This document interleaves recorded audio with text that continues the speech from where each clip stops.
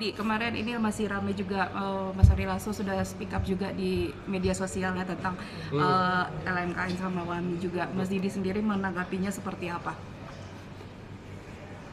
Menanggapinya ya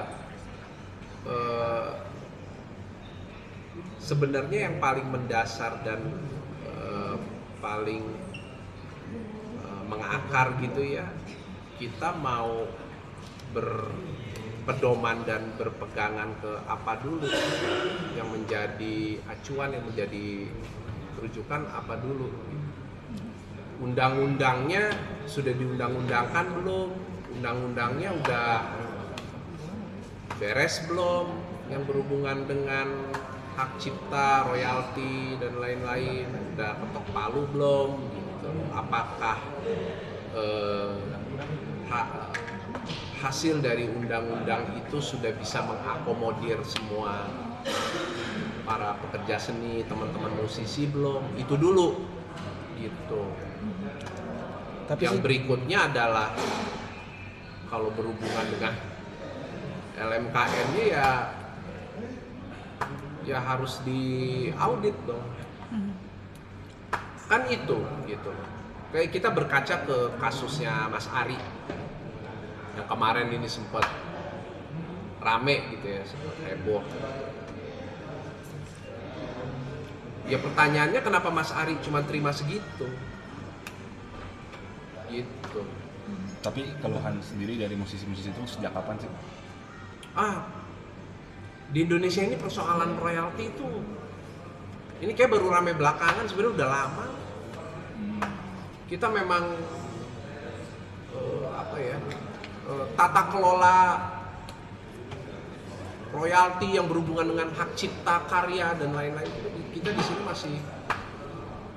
masih saya mau ngomongnya nggak enak nih, si amburadul gitu.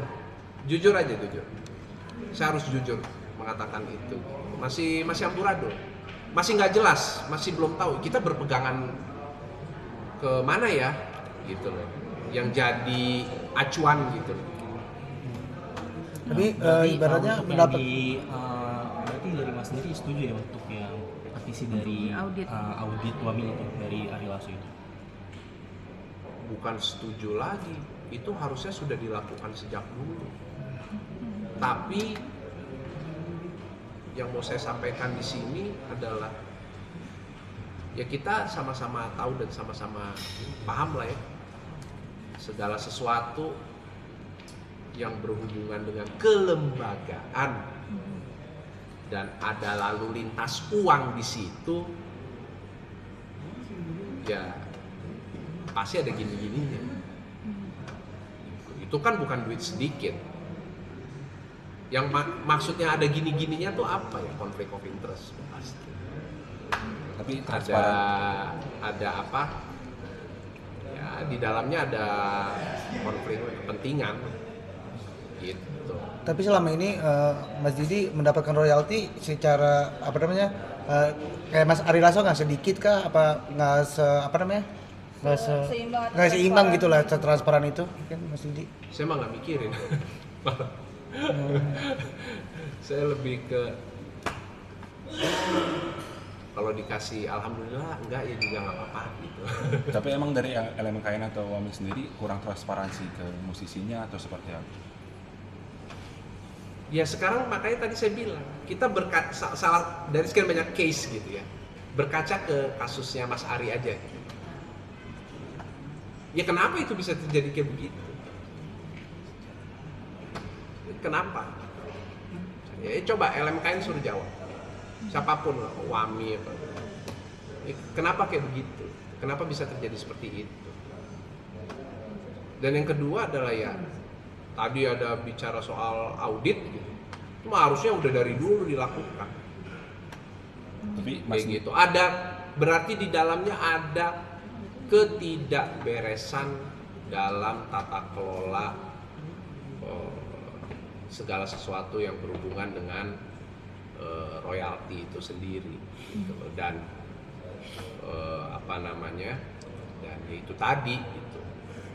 ketika di sinilah gitu ya kita bicara lembaga, khususnya di Indonesia ini, ketika kita udah bicara organisasi, lembaga, institusi atau apapun itu, ada lalu lintas uang di dalamnya, jumlahnya tidak sedikit, ya kita sama-sama ngerti dan sama-sama tahu lah bahwa di dalamnya sudah bisa dipastikan ada konflik of interest atau ada konflik kepentingan di dalamnya.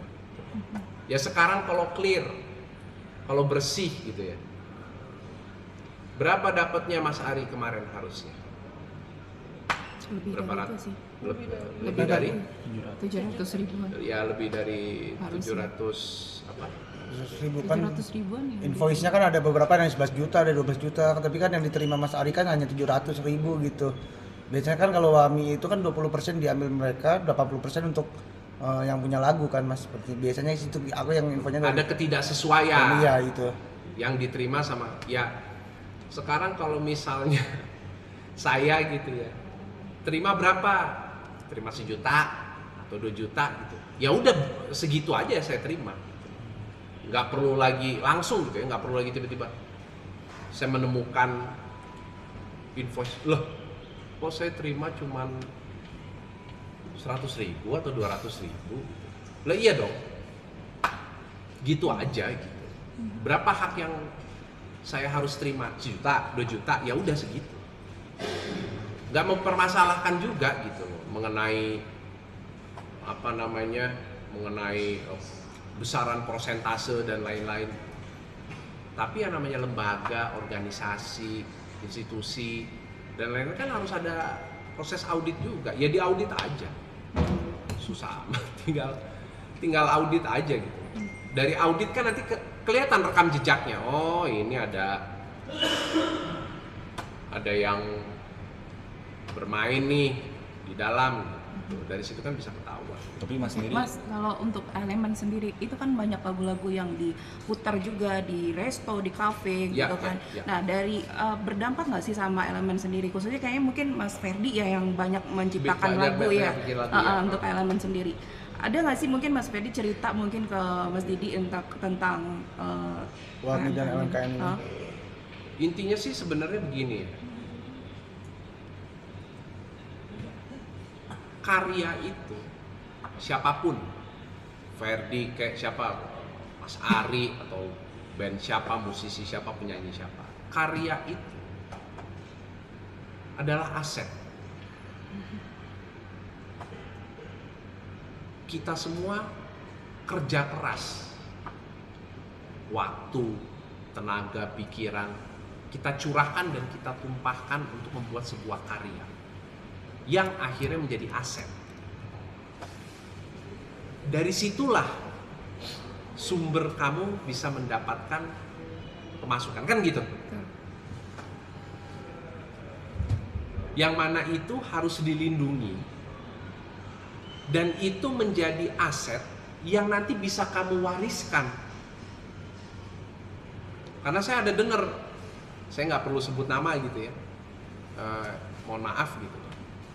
Ini dalam hal ini mungkin kita berbeda gitu ya. Menurut saya, kalau saya punya karya yang menyanyikan, mungkin ada putar di resto ya, mungkin ada putar di mana. Saya sebagai yang menciptakan ya, saya dibayar atau gitu. Gitu. Kan kamu pakai karya saya. Itu adalah aset. Kenapa? Saya nggak bisa dengan lantang bilang, pakai aja gratis. Kayak gitu. Nggak apa-apa, ini aja. Pokoknya apa? Ya anggap aja amal ya atau apalah gitu. Ya tata kelolanya nggak bisa, maksudnya gini, prinsipnya nggak bisa seperti itu. Kenapa? Karena nanti one day saya nggak ada, karya yang menjadi aset ini bisa saya wariskan pemasukannya ke keluarga, anak istri misalnya. Nah, tata kelola secara mekanisme dan secara sistem tuh seperti itu gitu. Nah, ini yang saya lihat. Soalnya banyak nih yang berpendapat, saya perhatiin gitu ya. Banyak yang berpendapat, ada yang bilang gini, ada yang oh udah nggak apa-apa pakai aja ini. Ya nggak apa-apa kalau misalnya kayak ada pengamen di pinggir jalan gitu ya atau siapa nyanyi, sok aja nyanyiin aja, nggak apa-apa, lagunya Elemen nyanyiin, ya nggak apa-apa, udah nyanyiin aja. Tapi jika kamu bentuknya adalah tempat usaha gitu ya, atau misalnya artis A nyanyiin lagunya Elemen pada saat dia show atau diunggah di YouTube, diunggah di sosial media, ya tunaikan apa yang menjadi kewajibanmu. Apa itu? Ya bayar kepada penciptanya gitu. Silahkan kontak, silahkan izin gitu. Izin mas, saya mau pakai lagunya nih, mau saya up di YouTube, mau saya posting di sosial media, kayak gitu. Ada unggah-ungguhnya gitu, ngomongnya gitu. Nah ini yang saya lihat nih, tata kelola ini nih yang masih karena ini saya lihat banyak yang berpendapat yang apa ya, yang karena saya lihat aduh ini kok jadi kayak menyesatkan begini ya gitu, sehingga publik jadi bingung, orang tuh jadi bingung. Nanti kolom komen banyak tuh rame tuh kolom komen, waduh ada yang gitu, wah oh baik banget ya, oh ini apa boleh pakai tapi nggak bayar, wah ini nih panutan apa segala macam. Bukan soal itunya, bukan soal itunya, tapi apa? Tapi karya ini jadi aset yang untuk nanti berkelanjutan ketika penciptanya sudah nggak ada, pemasukannya terus berjalan, bisa diwariskan untuk keluarga dan lain-lain. Kan gitu. Saya nggak ngelihat di sini penghargaan terhadap itu, belum sih. Belum, kita tuh belum, masih sembarangan gitu, masih apa ya, masih nggak tahu, mungkin ada yang belum teredukasi dengan baik, mungkin belum ada yang tersosialisasi dengan baik mengenai informasi ini, mungkin ada yang nggak tahu gitu ya. Tapi tentunya kalau misalnya memang belum tahu, ya jangan menyampaikan apa-apa dulu. Saran saya sebenarnya itu gitu. Artinya sebelum disampaikan apa yang menurut yang berhubungan dengan isu tersebut dan menurut pendapat kamu gitu, lebih baik literasi diri sendiri dulu gitu. Maksudnya lebih baik pahami dulu, baru abis itu menyampaikan gitu. Jangan maksudnya jangan asal seperti asal nyeplos aja, informasinya jadi blunder nanti akhirnya. Gitu. Oke. Makasih ya Mas.